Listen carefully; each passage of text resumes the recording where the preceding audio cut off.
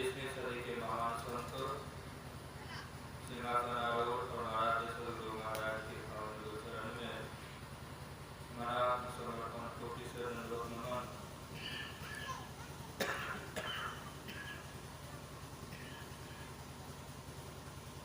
व्यक्त रक्त स्वरूप में संतकरण नव्य समाराधन में मचासी स्तुति गुरुदेव धर्म प्रेमी सत्संग प्रेमी सज्जन महानुभावों भक्ति स्वरूपी माताएं धर्मशिला माने प्यारे सच्चे बच्चों, आप लोगों के श्री चरणों में सादर नमन। अभी हम लोग परमाराध्य सदगुरु महाराज के श्रीमद कृपा से सदस्य श्री ज्योतिष बाबू परिवार द्वारा आयोजित मातृशक्ति के पुण्यतिथि के अवसर पर इस सत्संग के सायंकालीन सत्संग उपस्थित है। यहाँ आप लोगों का बहुत बड़ा सौभाग्य है, पूर्णिया माता जी का बहुत बड़ा सौभाग्य है। ज्योतिष बाबू, पवन बाबू, परवीन बाबू, नवीन बाबू, ये नाम है ना, ये चारों भाई का बहुत बड़ा सौभाग्य है कि इसी बहाने इनको सत्संग करने कराने का अवसर प्राप्त होता है। सत्संग के द्वारा मनुष्य को सद्ज्ञान की प्राप्ति होती है। अभी हम लोग भजन में सुन रहे थे, 2 दिन का जीवन है, ये 2 दिन के जीवन में पवित्र कर्म करो। नेकी कहते हैं पवित्र को, नेकी कहते हैं अच्छा को, नेकी कहते हैं पुण्य को। ये मनुष्य जीवन पुण्य कर्म करने के लिए मिला है। ये मनुष्य जीवन अच्छा कर्म करने के लिए मिला है। ये मनुष्य जीवन पवित्र कर्म करने के लिए मिला है। कौन से कर्म करने से विशेष पुण्य की प्राप्ति होती है? किस कर्म को अच्छा कर्म कहा गया है? किस कर्म को अच्छा कर्म कहा गया है? और किस कर्म को करेंगे तो हम पवित्र हो जाएंगे? इसकी जानकारी पहले लेनी चाहिए। इसकी जानकारी लेके किसको दो? तो मन को दो। क्यों? मन को कभी समझा रहे मन 2 दिन के लिए तुमको ये मनुष्य का चोला मिला है, ज्यादा दिन के लिए मिला नहीं। ये मनुष्य शरीर में तो तुम आए हुए हो, ये मनुष्य शरीर तुमको 2 दिन के लिए मिला है। अन्य शरीर में तो तुम बहुत से कर्मों को किया, इसे वासनाओं के भोग में अपने जीवन को बिताया, आदि आदि कर्मों को किया। लेकिन ये मनुष्य जीवन आदि आदि कर्मों को करने के लिए नहीं मिला है। मनुष्य जीवन पुण्य कर्म करने के लिए मिला है। सबसे विशेष पुण्य की प्राप्ति सत्संग में होती है। इसीलिए मनुष्य योनि में आकर के मन तू सत्संग कर। क्या कर? सत्संग कर।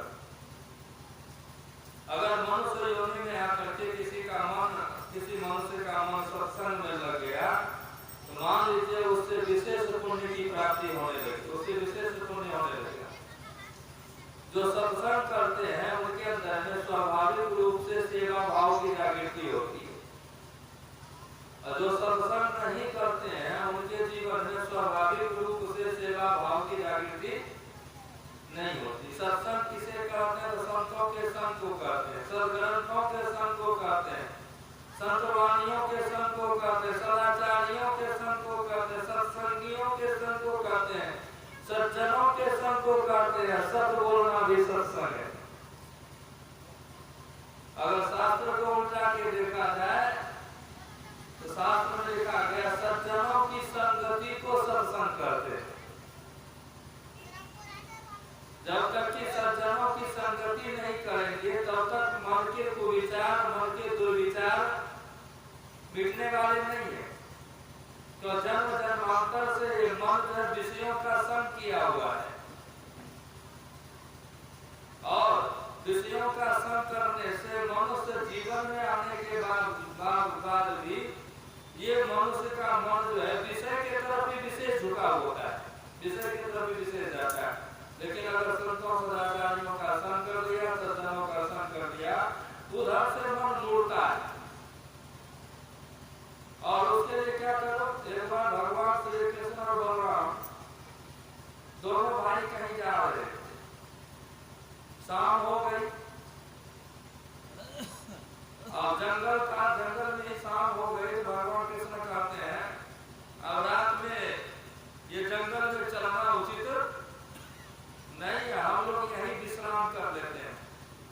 बलराम जी कहते हैं ये जंगल में विश्राम करना उचित नहीं, अच्छा नहीं होगा। चलने से भी अच्छा नहीं होगा, अगर विश्राम करने से अच्छा नहीं होगा, चलने से भी अच्छा नहीं होगा। बलराम जी कहते हैं अगर जंगल में विश्राम करना है तो हम दूसरे को आपस में कर्म से जगना होगा। हम सोएंगे तो आप जगोगे, आप सोएंगे हम जगेंगे। भगवान कृष्ण ने कहा ठीक है, तो हम सोते हैं भैया आप जग जाओ, और जब आपको नींद आने लगेगी तो हमको जगा देना, अपना आप सो जाना। इतना कहने के बाद भगवान कृष्ण कुछ ही देर में जो है खराटा लेने लगे। और जब खराटा लेने लगे तो उधर से काला कलौटा आदमी बलराम की तरफ आए, और जैसे उस आदमी को आते हुए देखा बलराम जी भयभीत हो गए, डर गए। पहले देख कर कहीं डर गए, और जैसे वो इतना जोर से गरजे क्या करता है कौन है तो, और बलराम जी डर गए। और जब करीब आए तो और डर गए, और जैसे जैसे बलराम जी डरते जाते थे वैसे वैसे वो काला कलौटा कुछ बढ़ते जाता था। ये डरते जाते थे वो बढ़ते जाता था। आया करके सामने आकर गए, जल्दी मेरे पास आओ, अब तुम्हारा जीवन नहीं रहेगा। और जैसे पकड़ने की कोशिश की, बलराम जी डर के मारे हे कृष्ण कह के गिर गए, और गिर गए तो अचेत हो गए, बेहोश हो गए। अब भगवान कृष्ण को जब आवाज लगाए तो भगवान कृष्ण की नींद खुल गई। और जब भगवान कृष्ण की नींद खुली तो भगवान कृष्ण सोचने लगे वो लगता है क्या इसको बलराम को नींद आ गया, इसीलिए मेरे हमको जगा करके ये सो गए, इसको सोने देते हैं। और जैसे भगवान कृष्ण जगे तो काला कलौटा पुरुष जो बलराम को डरा रहा था वो बगल हो गया, दिखाई नहीं दिया। कुछ देर के बाद पूरा काला कलौटा पुरुष आया, और भगवान कृष्ण के पास बड़ा गुस्सा करके बोले तुम कौन हो? भगवान कृष्ण कहते हैं आपको क्या चाहिए? मजाक बहुत शास्त्र करते हैं, फिर कहते हैं अरे तुम यहाँ क्या करते हो? पुनः भगवान कृष्ण कहते हैं आप किस काम से आए हैं मेरे पास?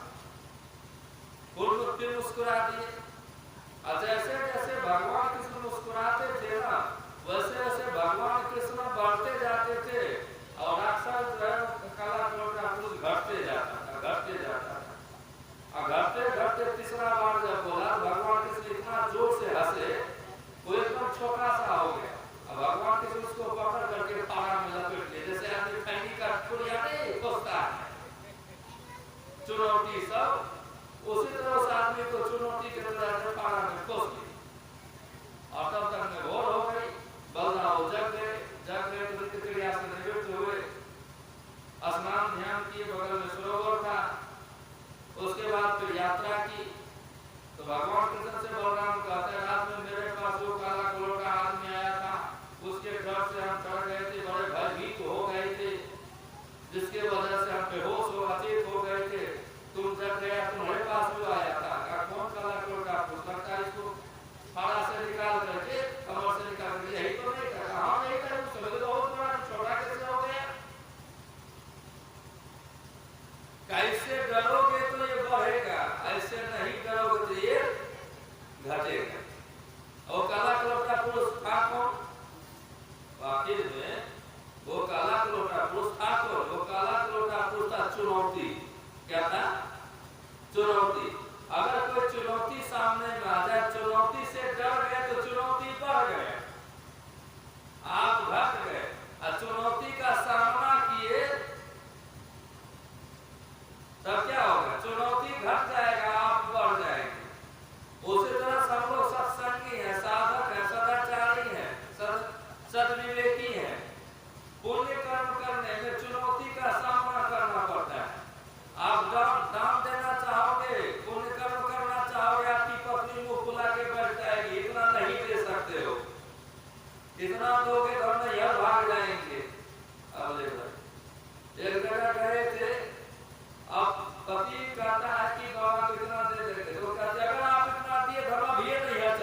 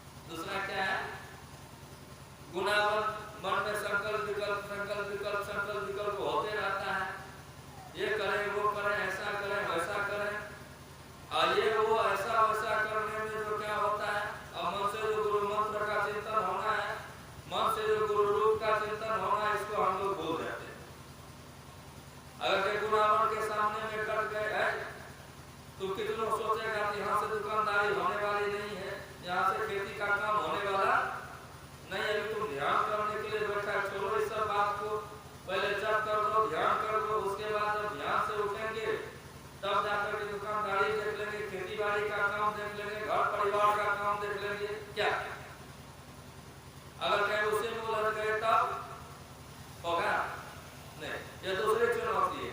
अब तीसरी चुनौती है वासना। क्या है? वासना। और वासना जो होता है ये बड़ा सघन चुनौती है। अगर कहीं वासना को जीत लिए और तब तो इस चुनौती को फाड़ा में कस लिए, अगर वासना पे विजय प्राप्त नहीं किए तब तो गड़बड़ा गया नहीं। और मुझे महर्षि संसेवी परमहंस जी महाराज कहते थे, इच्छा ही वासना के रूप में परिणत होती है। वासना के रूप में कौन परिणत होती है? इच्छा। पहले मन में इच्छा उठती है, ये काम करने, ये काम करने, ये काम करने, ये काम करने, ये हो जाए, ये हो जाए, ये हो जाए, वो हो जाए। ऐसे कई प्रकार की इच्छा में से कई इच्छा ऐसी होती है और उसमें मन बस जाता है, ये काम हो जाता तो ठीक होता। जिसमें मन बस गया तो वही इच्छा वासना का रूप ले लेता है। और जब इच्छा वासना का रूप ले लेता है तब वासना युक्त मन से भजन होगा, सत्संग होगा, ज्ञान होगा, सेवा सदाचार का पालन, पुण्य कर्म होगा तो नहीं होगा। इसीलिए इससे बचिए, ऐसे बच करके मुस्तैदी के साथ गुरु हरिसंत की सेवा कीजिए। किसकी सेवा कीजिए? गुरु की सेवा कीजिए, ईश्वर की सेवा कीजिए और संत की सेवा कीजिए। और गुरु की शुरुआत माँ बाप से ही हो जाती है। अनूप जलोटा बहुत प्रसिद्ध गायक हैं, वो एक भजन लिखे हैं। उस भजन में बड़ा सुंदर वो एक पंक्ति जोड़े, सब देवों का दर्शन कर लो, हाथ जोड़कर वंदन कर लो, मात पिता गुरुजन की पूजा सब पूजा से बढ़ चढ़कर। आजकल बाहरी देवी देवता के दर्शन करने के लिए चले जाते हैं, बाहरी देवी देवता के दर्शन करने के लिए। अब देखिए हम लोगों को सत्संग के अभाव में बहुत आदमी का ऐसा भी ज्ञान नहीं, कहाँ प्रणाम करना चाहिए, कहाँ प्रणाम नहीं करना चाहिए। बताइए जहाँ मार काट होता है, जहाँ खून खराबा होता है, जहाँ डेड बॉडी रखी रहती है, जहाँ खून से सना हुआ स्थान होता है, वो जगह प्रणाम करने लायक है प्रणाम करने लायक नहीं है। लेकिन मेला खेला आप लोग जाते हैं, इधर कहीं अगल बगल में दुर्गा मंदिर, काली मंदिर सब होगा तो वहाँ नहीं कहीं बलि प्रथा होगी तो कितना खून खराबा होता है, और वहाँ जाकर के प्रणाम करते, प्रणाम करने लायक है।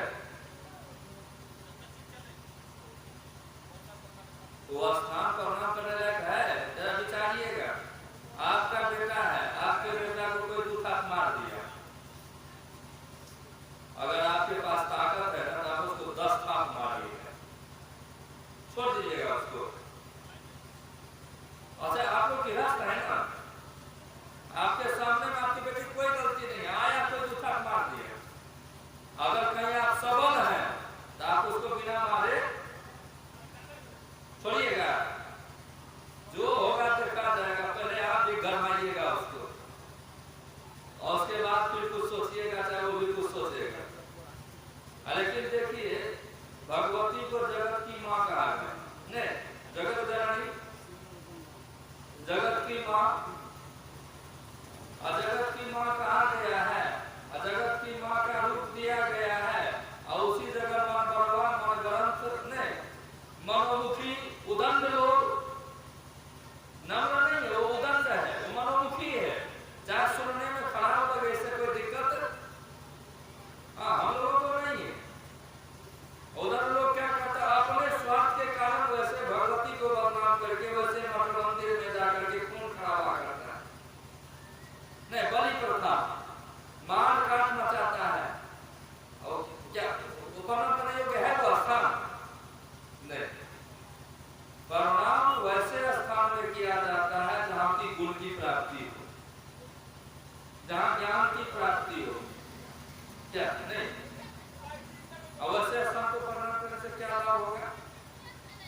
जहाँ प्रणाम करे वहां मारकाट होता, हिंसा में जीवन बिताता, हिंसा होती हो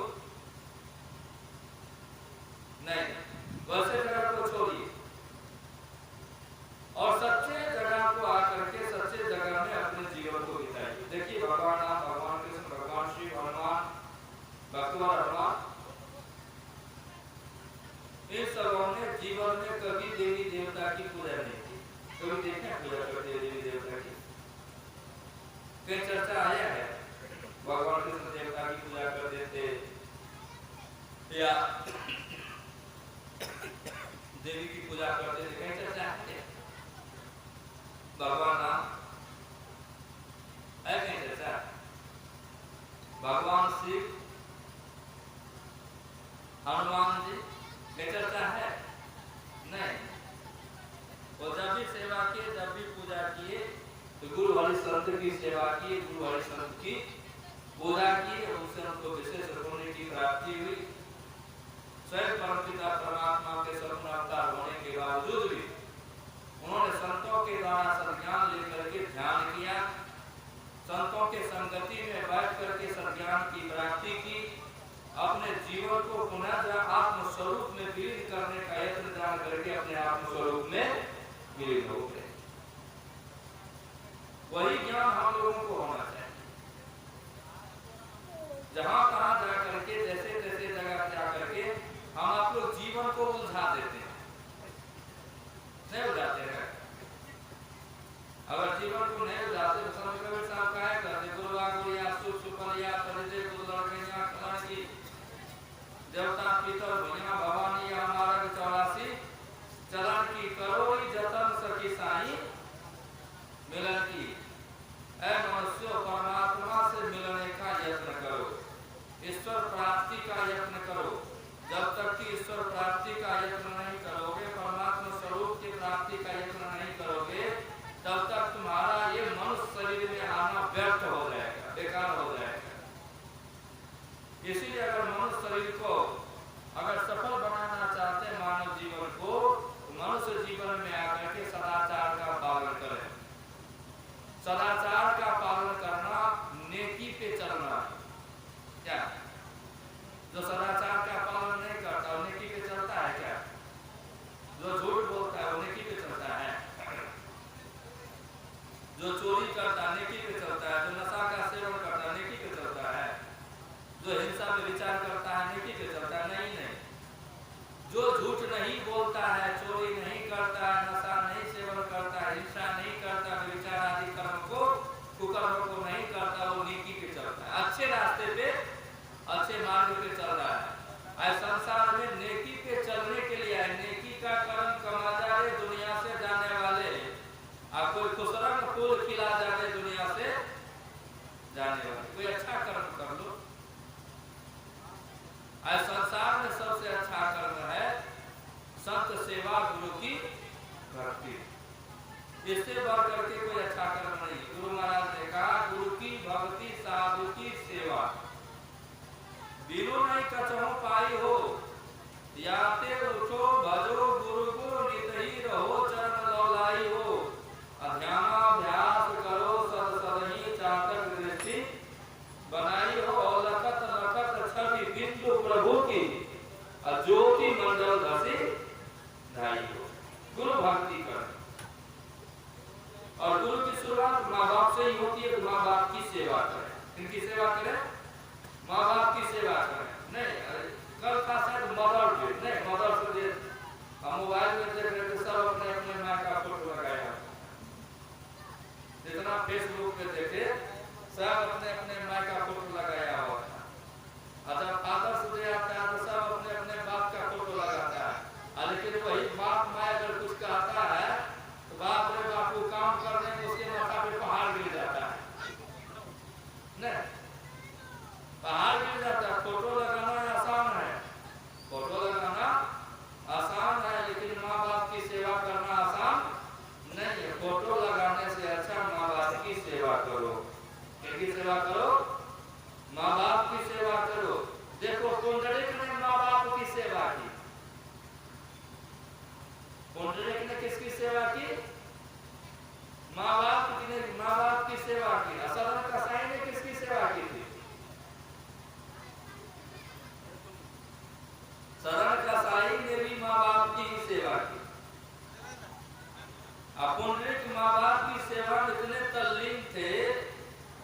अब उनका जो है क्या कहते हैं, उनकी कीर्ति वैकुंठ लोक में चली गई।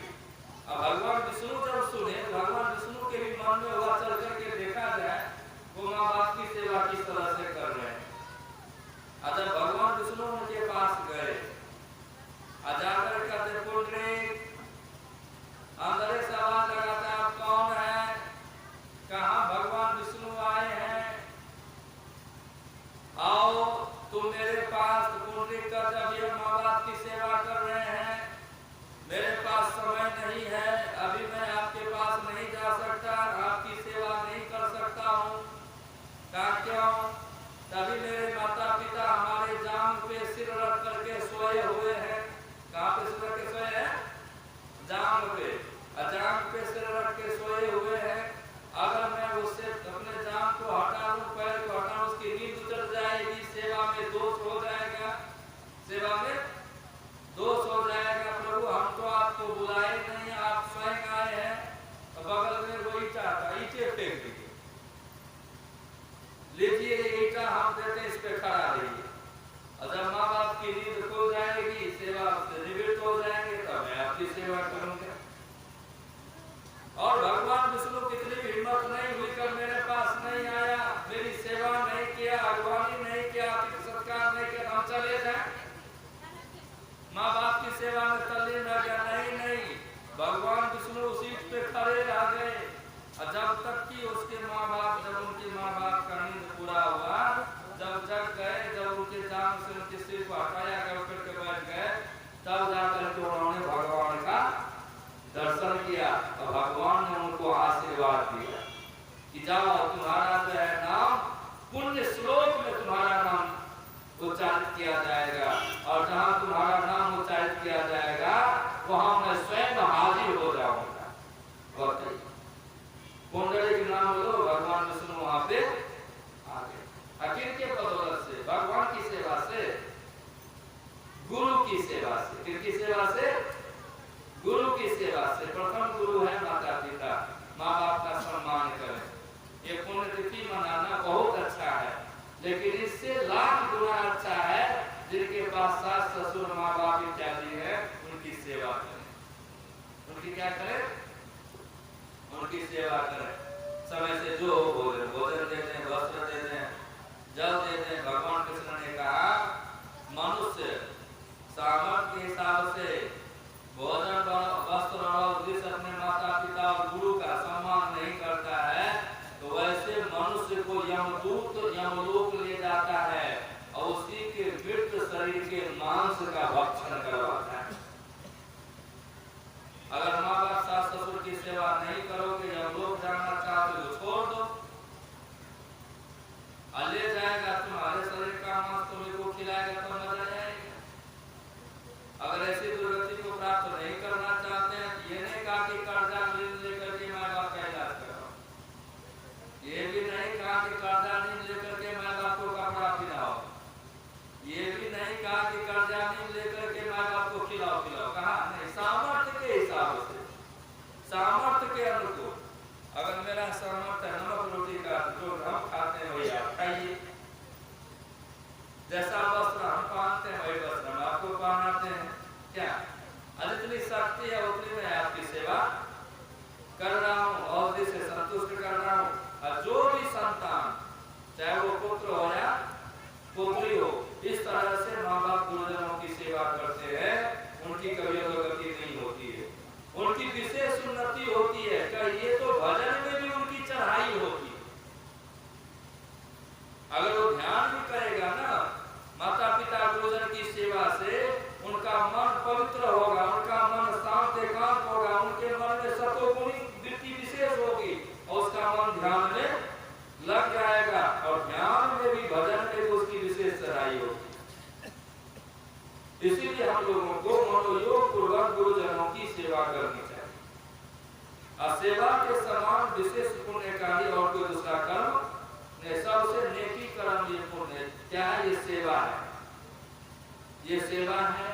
इसीलिए सेवा में जीवन व्यतीत करें और समय समय पे सत्संग और ध्यान करें। समय समय पे मतलब कभी कभी नहीं, रोज सत्संग का समय होता है, रोज ध्यान का समय हो